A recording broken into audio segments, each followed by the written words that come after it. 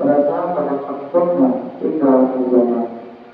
Pada kesempatan kali ini, kalau saya wajib dan kepada diri yang kembali dan kepada jemaah semuanya, agar kita selalu meningkatkan kualitas iman dan kita, karena iman dan takwa adalah sebab berkekal hidup kehidupan akhirat kelak.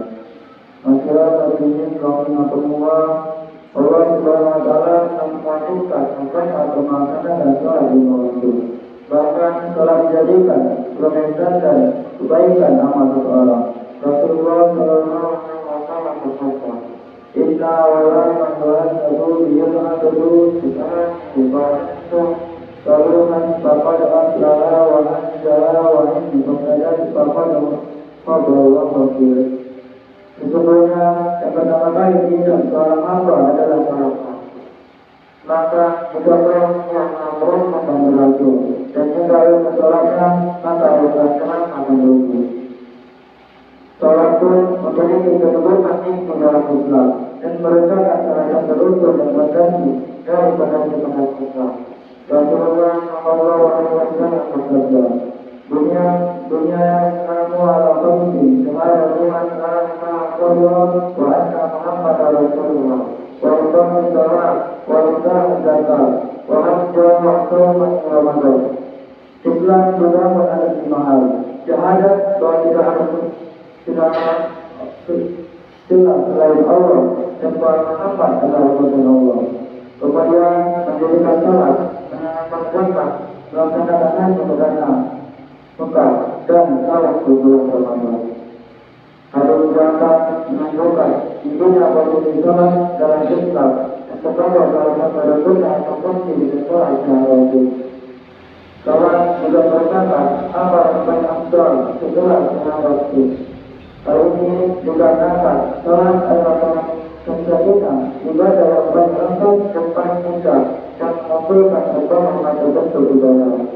Salat juga merupakan ibadah yang pertama kali diberikan oleh Rasulullah kepada seorang muslim. Salat 5 waktu beberapa jamaah berdasarkan Al-Quran, As-Sunnah dan Sunnah. Allah membantukan salat di malam Mi'raj dari zaman tersebut.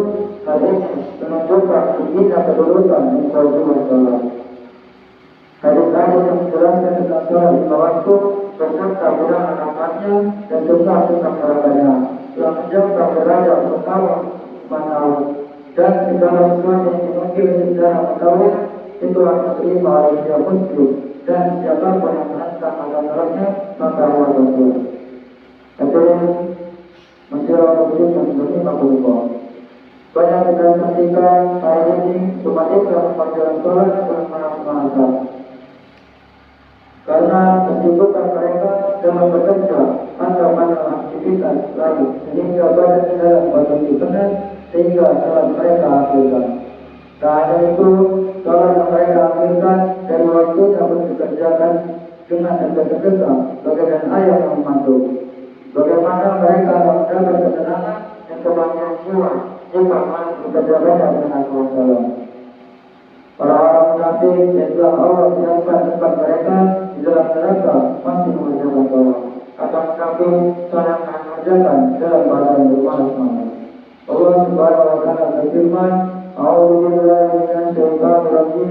Bismillahirrahmanirrahim. Innal munafiqina yukhadi'una wa idza qamu ila shalah qamu kusala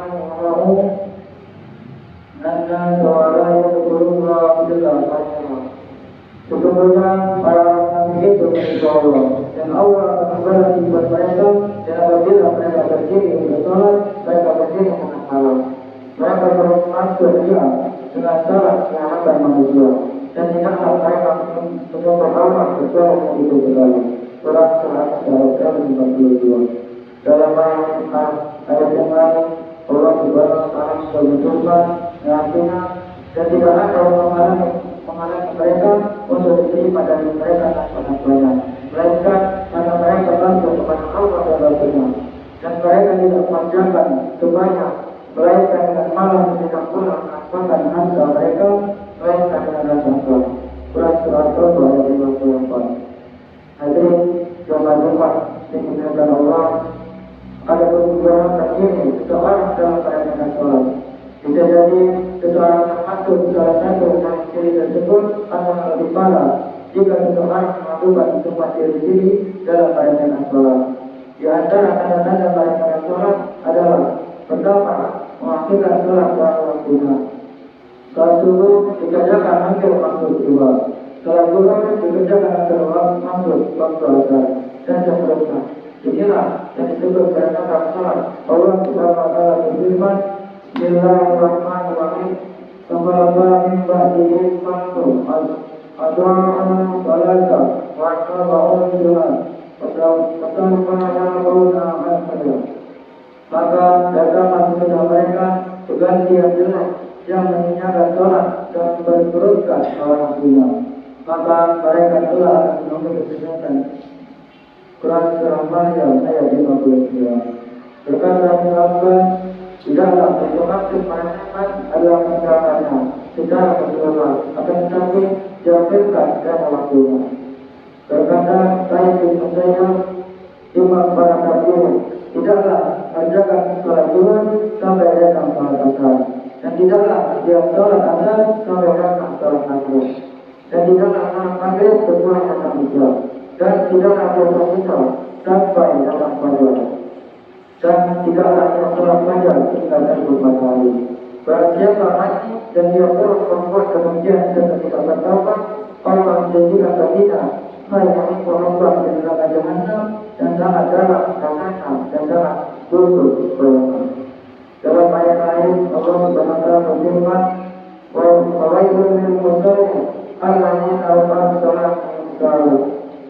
Maka kecelakaanlah bagi orang-orang yang salat mengikut orang-orang yang lalai dari salatnya. Surah Al-An'am ayat 4-5. Para ahli tafsir menjelaskan bahwa yang dianggap lalai di sini salah satunya adalah orang yang tidak melaksanakan sholat pada waktunya. Marilah kita melihat kebanyakan umat Islam hari ini, hampir kebanyakan mereka mengakhiri sholat karena mengingat ilmu dan lemahnya iman. Ditambah banyaknya manusia yang dilakukan seseorang sehingga berat untuk melaksanakan kewajiban mereka di dunia.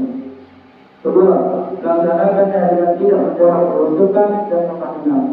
Mengerjakan sholat dengan cepat tanpa melakukan rukun dan sunatnya. Rasulullah SAW juga pernah merintahkan seorang laki-laki yang tidak bermaksud dalam sholat untuk mengulangi sholatnya. Diriwayatkan dari Rasulullah yang Rasulullah masuk ke dalam masjid dan seorang muslimnya. Orang itu mengerjakan sholat kemudian menemui Nabi Muhammad dan mengucapkan salam. Nabi Muhammad membalas salamnya dan beliau berkata, "Kembalilah dan sholatlah anak kamu dalam sholat." Orang itu mengerjakan sholat dengan cara sebelumnya, kemudian menemui dan mengucapkan salam kepada Nabi Muhammad. Beliau berkata, "Kembalilah dan sholatlah anak kamu dalam sholat." Hal ini terjadi 3 kali. Orang itu berkata, "Jadi dia yang memutus tetap dan kebenaran. Aku tidak dapat mengerjakan sholat dengan cara yang baik selain dengan cara itu." Ajarkan aku bagaimana cara sholat. Nabi Muhammad SAW bersabda, "Ketika kamu berdiri di sholat, ucapkan takbir, lalu bacalah surah dan Al-Quran. Kemudian rukuklah sehingga kamu merasa tenang, tumaninah, kemudian angkatlah kepalamu dan berdiri dulu. Lalu sujudlah hingga kamu merasa tenang selama sujudmu. Kemudian duduklah dengan tenang dan kerjakanlah hal yang sama dalam setiap sholatmu." Dalam hadis Rasulullah SAW bersabda, "Saya berdoa ila salati wa yu'min ala yu'min sulbahu baina ruku'i wa sujudi." Allah tidak akan melihat seorang yang tidak meluruskan dalam rukuknya ketika rukuk dan sujud. Ketiga, tidak melaksanakan sholat wajib dengan berjamaah di masjid. Bagi setiap laki-laki, sholat wajib bersama jamaah adalah sunnah muakkadah. Ini adalah pendapat paling kuat berdasarkan dari Al-Quran dan Sunnah. Sedangkan orang-orang yang meninggalkan dengan sengaja dan berhukum berdosa dan mendapatkan azab di akhirat. Sebagaimana Nabi Muhammad bersabda, "Man sami'an nada'u falam ya'tihi fala salata lahu illa min." Barang siapa yang mendengar azab dan yang mendatanginya, maka tidak ada salat bagi semua yang akan. Pernah dikatakan oleh ulama, apa dimaksud dengan berikut yang menjawab takut atau takut. Dalam Sahih Muslim, saya mengatakan bahwa Nabi Muhammad tidak orang-orang yang Nabi Musa. Lalu berkata, wahai Rasulullah, tidak ada orang yang tertentu ke masjid. Apakah aku punya rukhsah untuk sholat ke masjid? Kemudian beliau berkata, apakah kau mendengar suruh sholat? Dia menjawab, ya. Beliau bersabda lagi, kalau mengumpul bersama.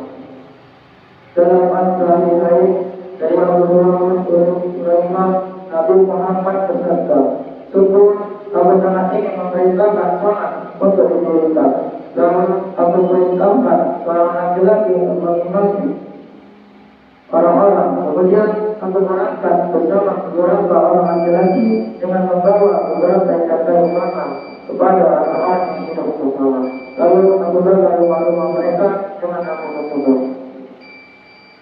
Hadis-hadis ini menunjukkan bahwa sholat berjamaah termasuk kewajiban kaum laki-laki dan merupakan kewajiban yang paling utama, dan bahwa yang menyelidiknya bukan mendapatkan kesalahan yang menyakitkan. Kita mohon kepada Allah semoga memperbaiki kondisi seluruh kaum muslimin dan beri segala petunjuk ke jalan yang berbeda. Barakallahu lakum wa lakum wa nafa'akum min ayati wa min tawakil wa taqabbal minni wa minkum sallallahu alaihi wa sallam.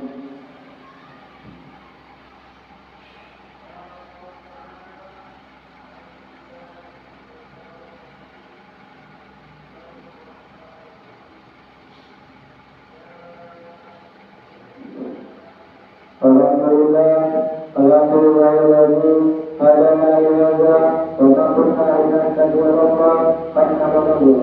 Asyhadu an la ilaha illallah wa asyhadu anna Muhammadan abduhu wa rasuluh. Allahumma shalli ala sayyidina Muhammad wa ala ali sayyidina Muhammad. Inna Allaha wa malaikatahu yusalluna ala nabi ya ayyuhalladzina amanu sallu alaihi wa sallimu taslima. Allahumma salli ala sayyidina Muhammad والمؤمنين والمؤمنات على البارين والأنوار قد كان الأمر الرحيم. اللهم نظر قلوبنا بنورنا وما نورك عنك وقرصتك أمر رحمتك والأمر الرحيم. ربنا ظلمنا أنفسنا وإن لم تغفر لنا وترحمنا لنكونن من الخاسرين. والحمد لله رب العالمين. Tuhan Allah, kita Allah Rasulullah Nabi wa Muhammad wa Rasul Rasulullah wa Yasmani Pasha wa Muhammad wa Yadilukun Anakum Muhammadarun wa Yadilukun yang Kuntum wa Yadilukun Yadilukun wa Yadilukun wa Yadilukun.